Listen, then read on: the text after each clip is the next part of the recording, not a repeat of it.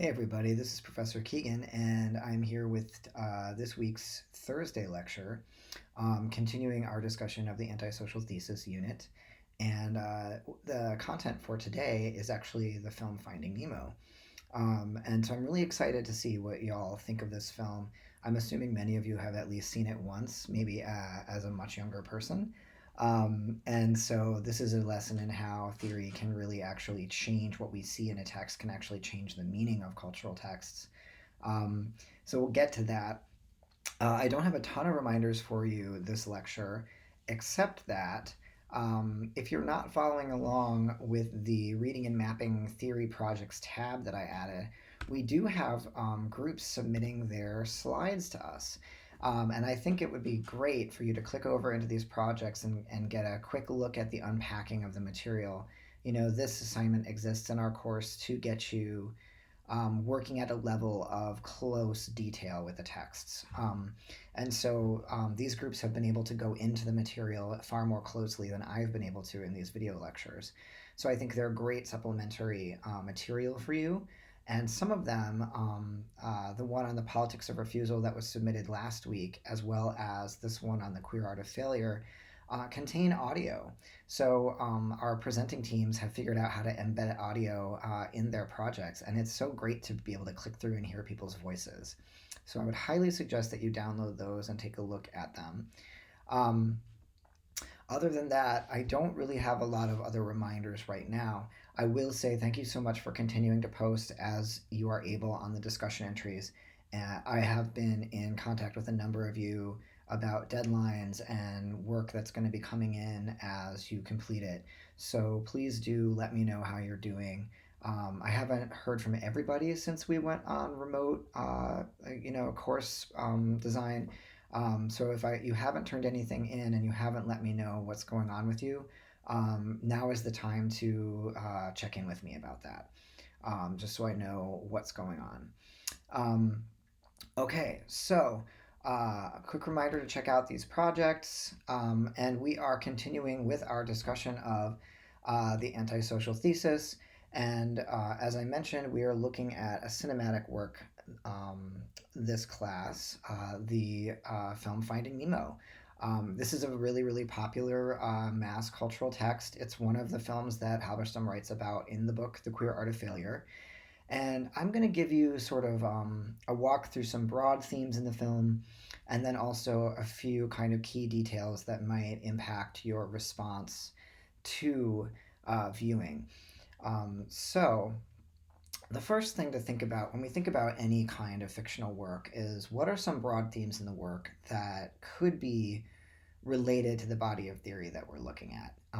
And of course, like Halberstam in the chapter we read does talk broadly about some of the themes he's interested in. Failure, backwardness, darkness were all things he mentioned. More specifically, when looking at Finding Nemo, we see a number of other kind of compatible themes that would make Halberstam possibly interested in this text. The first of which is this idea of the queer family. Now, again, remember the nuclear family unit is kind of the building block of most of our culture's meaning making. Like all of our narratives are kind of organized around this idea of the family. The heterosexual family plays this like really basic role in our understanding of relationships. But what we have in this film is a kind of alternative or queer style family where it's not a nuclear family, it's a family made up out of friends. And so thinking back to Foucault's Friendship as a Way of Life is a really interesting model for thinking about this relationship between Doria and Marlin. And how Marlin is able to rebuild a shattered family, right? The opening of this film is him losing his family mostly, how he's able to heal by queering the family in a way that allows him to build new relationships. So that's kind of the first point here that really makes the film stick out. Secondarily, we are very used to in Western culture narratives about like a singular individual hero who goes off to like conquer the world or solve a problem or defeat an enemy. And in this film, it's not so much just one character who's doing that. It's a film that's much more concerned with cooperation and collective work. So there is no one hero here, and that also is very different from a lot of more traditional types of narratives. There's also the issue of the fact that these fish and other aquatic animals, marine life in the film, are working across divisions of species, right? So we see a kind of eco collaboration going on across species difference. And the species that are focused on, particularly the clownfish, well, which I mentioned in the podcast, the clownfish is actually a species that can kind of spontaneously change sex depending on the sex, the numbers of different kinds of sexed fish in any population. Um, so we have this focus on cross species communication, but also on specific species that communicate kind of non heteronormative or non cisnormative biology.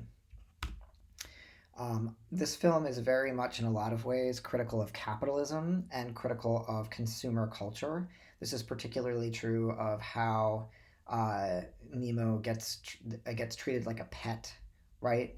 And the wastefulness of humans, the overfishing of the oceans, the way in which we treat animals as toys and not as real living creatures, and the capitalist logics behind all of that are very much critiqued in this movie. And then something we'll get to next week when we start looking at time and temporality and geography are these alternative ways of moving through space and time in the movie, where not only do Marlin and Dory go on this kind of looping, episodic, kind of wayward journey where they're not really sure where they're going, and that stresses Marlin out a lot. They don't really have an endpoint in mind. But also time. Time in this movie is actually kind of slippery as well because there are all these moments where the screen goes black and we're not really sure how much time has gone by. And so the time itself isn't as linear as we might assume. It's kind of more these bursts of things happening. And so space and time are also not normal in this movie. And that's related to how narrative linearity is broken up here, as well as growth and logics of maturity are either backward or not linear. And we could say, if we think about the word trans meaning across, but also as a kind of reversal, thinking about how trans people are thought to reverse their genders, right?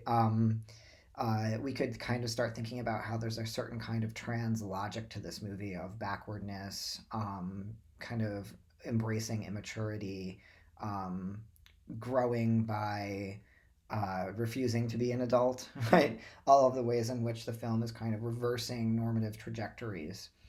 Um, there are also backward ways of unlearning and unbecoming things. So I'll talk about this a little bit later, but Marlin really needs to unlearn some things that he's learned in order to become a different person, right? So we see how it's not just learning and growing; it's actually unlearning and then growing, right? We need to let go of certain kinds of attachments in order to become something else that we have the potential to become. Collectivity versus individualism, which is something I mentioned earlier. And interestingly, this film is very kind of saturated with disability, right? If you think about the three main characters, Nemo has a little fin, uh, Dory has short-term memory loss, and Marlin seems to have some kind of panic disorder, right? Like all three of the main characters are experiencing certain kinds of disability, but in this world, those disabilities are not necessarily um, holding them all back. So, in fact, Dory and Nemo's disabilities actually seem to give them a certain number of skills that are necessary for the world. So, in this world, disability doesn't necessarily equal, inequality or being less valuable. Sometimes the disability is actually very valuable to have. So, those are some broad themes. Now, in the podcast, I mentioned the meaning of Nemo, but I wanted to dig into this a bit further because it's kind of ironic to name a film Finding Nemo when the word Nemo means nobody. So you could think about the paradoxical formation of finding nobody. What does that mean? Why is the film titled this? What does it signify for this journey we're going on? Um, I mentioned in the podcast that this name is famously used in Homer's The Odyssey when Ulysses blinds the Cyclops, and the Cyclops asks who has done this, and he says, "My name is No Man," or Nemo. Um, so, Nemo traditionally in Western literature is a name associated with journeys to unknown worlds and travel, and especially travel across or underwater. So, we do have the Odyssey, which is a seafaring journey. We also have Jules Verne's 20,000 Leagues Under the Sea that famously features Captain Nemo. And then Little Nemo in Slumberland was an early 20th century comic strip featuring a little boy that would dream fantastic dreams every night. So Nemo is associated with this kind of fluidity and darkness and the unconscious in ways that the film is seeking to activate for us. Interestingly, in existentialist philosophy, Nemo also refers to the part of the human psyche that emphasizes the self's insignificance. So it's kind of the opposite of the ego. Um, so it's kind of that deep knowledge we all have that our lives are quite limited and really don't, and our choices don't mean much of anything in the broad scheme of things, and we tend to push that down in order to function. But it's always kind of there under the surface, right? So another kind of unknown underneath kind of reality, the same way that the ocean might cover something up. So, does this film actually mean, like, is it actually about finding nobody? And what might that mean? To quote John Fowles, the Nemo is an evolutionary force as necessary as the ego. The ego is certainty, what I am. The Nemo is potentiality, what I am not. Or we could say, what we are not yet, right? Because potential is about what could happen. Um, but instead of utilizing the Nemo as we would utilize any other force, we allow ourselves to be terrified by it, as primitive man was terrified by lightning. We run screaming from this, even though the real terror is not in itself, but in our terror at it. And this is John Fowles from The Necessity of Nemo and the Aristos. So we could think about how, this is funny, Panic Lots and Find Nemo, right? That we all have the potential to become so many things. And that can actually be pretty scary, right? A lot of what is normativity itself except a denial of this potential, right? This desire to be the same as, and to not, and to deny the potential, the vast potential we all have to be anything. Um, and so this film is about that potential in some ways. It's about locating that potential, but the only way we can locate it is kind of by forgetting who we are or letting go of who we currently are, right?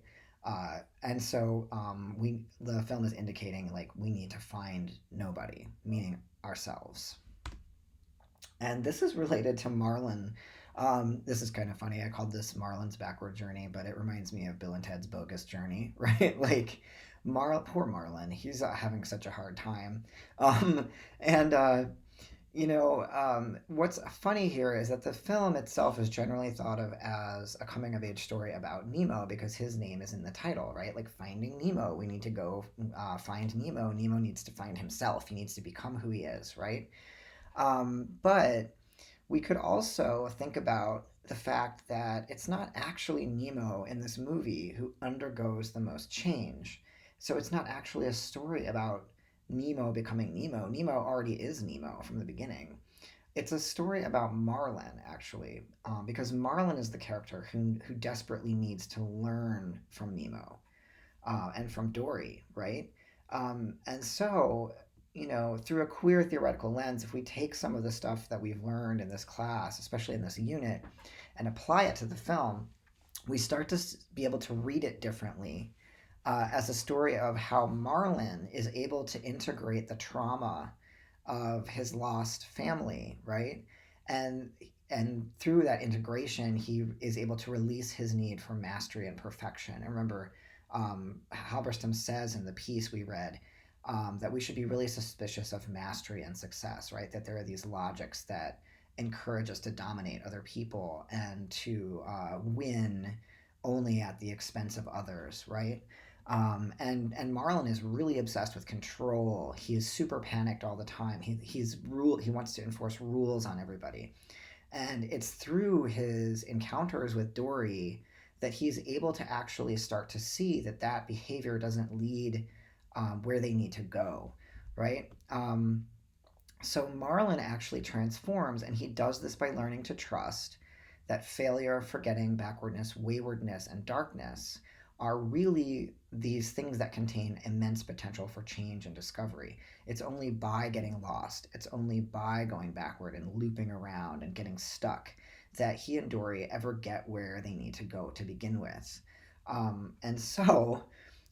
The irony here with this film is that Marlin thinks he's going to find Nemo, his son, right? But really, he is actually finding nobody because he needs to forget himself in order to become something else. And it's really the story of Marlin becoming a different Marlin that is the main narrative change in the story. How does Marlin do this? Well, he he makes a friend, right? Foucault's friendship as a way of life becomes the model between these two. And Dory, we could say, represents all of these queer qualities of forgetting and backwardness and immaturity, right? She stresses Marlin out so much, but she always ends up taking them to the place they need to be. And so we could think about her constant forgetfulness as a kind of queer failure, a kind of queer art of failing, in which she doesn't approach problems from this place of needing to control and find the right answer. She's much more just an explorer, and she explores because she can't remember anything longer than like 5 minutes, right? So every moment is a moment of transformation and exploration for Dory, and Marlin needs to kind of learn that that style is the art they need to get to where Nemo went. So we could say, uh, if there's any guide to the queer art of failure in this film, we could pick up a few key maxims, right? And I think this comes at a really important time for all of us because here we are locked in our houses or our apartments during a time of such immense structural failure in the United States, right? It just seems like everything is burning down. So, how can Finding Nemo help us get through this crisis? Here are a few ideas. First of all, one of the first lessons the film teaches us is not to simply obey orders because we're being ordered to do something, right? That to approach with curiosity and obey when necessary is better than just taking on directives and carrying them out without questioning things, right? We see Nemo very early on, right? He doesn't simply do what Marlin tells him to. Sometimes there's an obvious answer Marlin isn't seeing, and Nemo he's willing to try things out, even though he knows Marlin will tell him not to do that. So maybe don't obey power in advance. Maybe question it. Two, refuse false limitations and fixed truths. This has a lot to do with how many times in the film Marlin tells Nemo, "You can't do these things, Nemo," right? And when Marlin says that, what he's really saying is that Marlin can't do these things, right? So much of the time when we're told no, it's because the person who's telling us that doesn't can't handle or can't imagine themselves to have the capacity to deal with a more complex reality. And so we see how Marlin slowly, through observation of cause and effect, starts to release some of those false limitations and starts not asserting fixed truth as much. This should be three. I failed to put three there. Practice failure, right? And I think Halberstam would say, we're all going to fail, so we need to figure out how to fail well.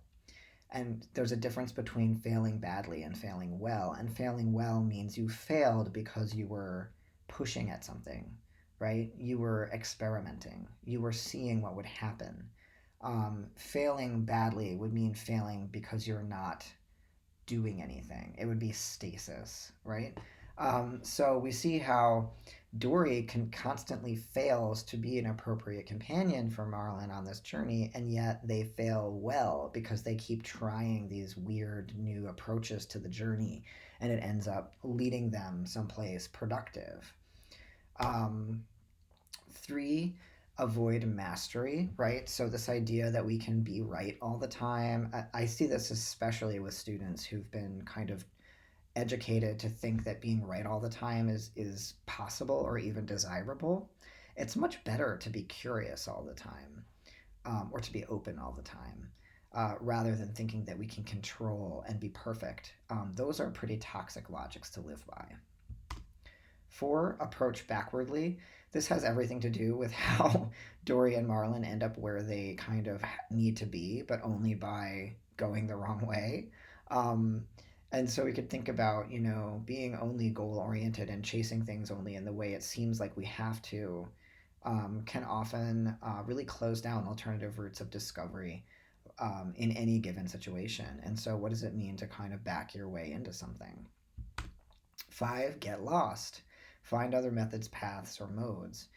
Very much related to how Dory and Marlin's journey is organized. Six, to find yourself, you first have to become nobody. And that has to do with seven, the need to forget yourself. Um, in order to become new people or to grow, we really do have to forget who we've been. And I think this has a specific meaning for queer and trans people who are often assigned an identity that isn't actually our own, right? So that we go through this phase of needing to figure out how not to be the person other people have told us we are. And so every LGBTQ person has to figure out how to unbecome the thing that we've been made into by others. And that is, I would say, that's a very key queer skill that this film is kind of indicating. And lastly, swim down. At the end of the film, we see that they're able to finally successfully save each other because this whole school of fish agrees to swim down together. And Halberstam actually writes about this as a moment in which kind of collectivity and the refusal of hierarchy is what wins the day, because the fish learn to kind of go downward rather than upward, right? And that's the solution. So these are the items in the guide to the queer art of failure. I know that we have a group responding to the film, but I'm really hopeful that we'll have some really great conversation about what we saw in this text. And really, the rest of the remaining weeks of class are going to be structured a lot like this, with a reading and then a film, and thinking about the relationship between theory and cultural production. So I hope you enjoy. Looking forward to what you see in this film, and I'll talk to you soon.